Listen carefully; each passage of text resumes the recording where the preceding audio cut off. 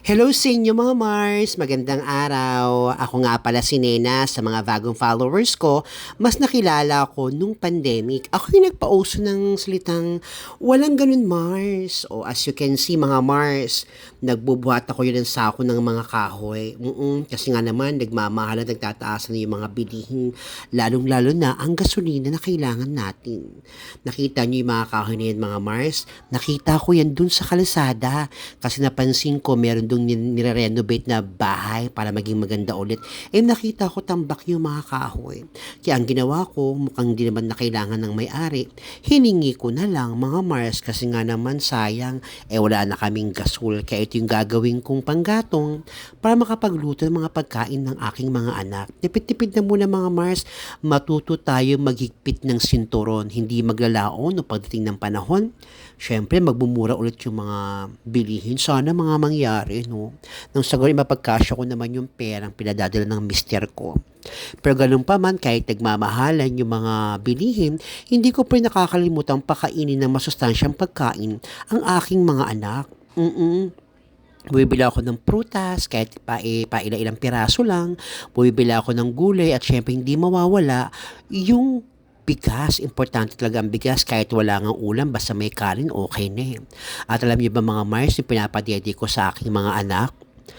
Na lang. Alam niyo ba yung giniling na bigas tapos lutuin mo para gawing At minsan pag nagsasaing sininita, pinasosobrahan ko ng tubig nang sa ganun kunin yung tubig at nang ipapasuso, ipapadede sa aking kambal. Tapos nilalagyan lang namin ng gatas. Nang sa ganun makatipid. Ang hirap kasi talaga mga Mars sa panahon ngayon eh. Lahat nagtataasan na, lahat nagmamahalan. Pero ganun pa man talaga mga Mars, wala tayong magagawa kundi lumaban talaga ng patas sa buhay. Kaya kayo mga Mars, ano ba yung mga hakbang o mga paraan na ginagawa ninyo para makaraos sa pang-araw-araw? Mag-comment naman kayo dito mga Mars sa comment section at sabihin niyo naman sa akin kung ano nga ba yung mga paraan na ginagawa nyo para makaraos. Anong katipidan ng ginagawa nyo para mapagkasya ninyo yung budget ninyo. Comment na mga Mars sa comment section nang sa ganun makapagbigay tayo ng mga idea sa mga taong gusto rin magtipid sa magandang paraan. Hindi naman nako-compromise yung kalusugan ng kanilang pamilya. Di ba mga Mars? Alam ko mga Mars na lahat tayo may iba't ibang paraan para makaraos sa buhay. Ibahagi nyo na dyan sa comment section mga Mars nang sa ganun malaman ko rin marami mo gawin ko yung idea or strategy na meron ka. Ayun nga mga Mars, wala na akong time makapagkwentuhan sa mga kumari ko kasi ginagawa ko ng productive yung pang araw-araw ko. Hindi nyo ba alam mga Mars, itong lugar na to, ito yung sa likod bahay namin. Alam mo kung anong ginawa ko? Nagtanim-tanim ako dyan ng mga iba't ibang gulay din.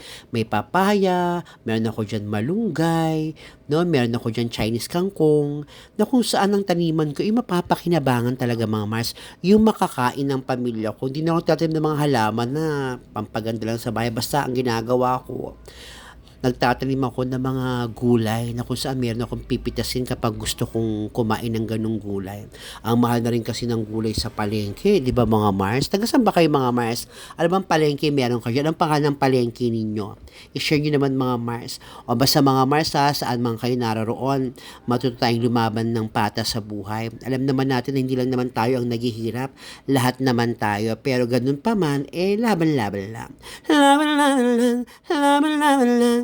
Laban, laban lang. Yun lang mga Mars. Love you, mamwa. Chup, chup, chup.